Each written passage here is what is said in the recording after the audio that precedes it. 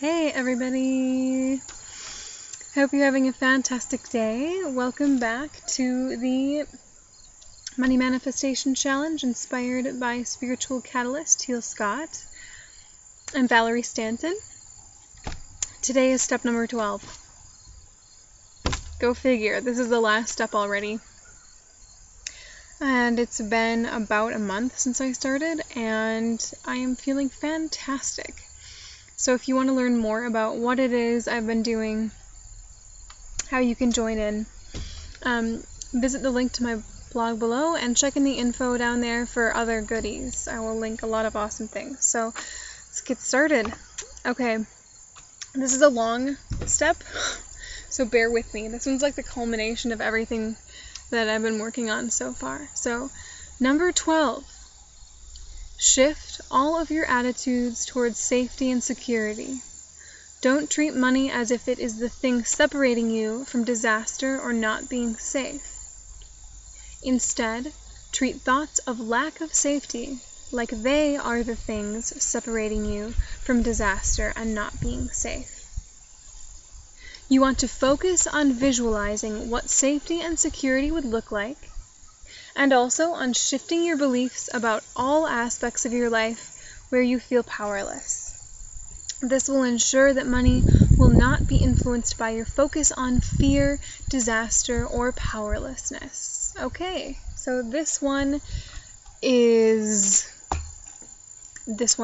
right? This one is the big step. This one is incorporating all of these different concepts we've been working on to do visualizations with, and working on eliminating that fear and coming from this place of like expansion and openness and abundance.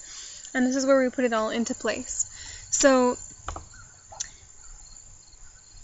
one thing that Teal says that I think is hilarious and I absolutely love is that she says that we need to stop facing reality and we need to start creating reality.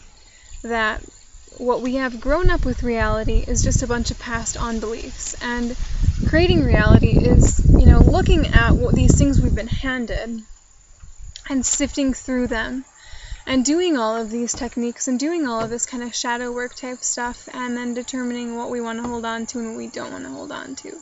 And I have found a lot of things that I'm ready to discard. And yeah. So she definitely says that, so for instance, if you're saving money with a focus on hoarding it so that you're planning for future disasters, you're attracting all of those disasters into your life. So if you're like, okay, gotta get more money, gotta watch that number rise in the bank because I know that I need to have, and it's tricky because it's like we're all taught this way. We're taught to have like a disaster fund, and we're taught to plan for the worst case scenario. And this is a difficult one for me personally to shift out of. But I am absolutely 100% really feeling the part of step 12 that says treat thoughts of lack of safety like they are the things separating you from disaster and not being safe. And reminds me honestly of spiritual disciples who, and there are modern day ones who do this, spiritual people who just go traveling without any money, and they just trust in the universe and see what happens. And that's a little bit extreme. Not all of us are really mentally in that place where we're ready to do that kind of a challenge. But for me, I know that I am kind of stretching this more and more every day. And for me, really watching the number in the bank go down, since I had saved up a lot of money to move out here to Virginia from Minneapolis, and then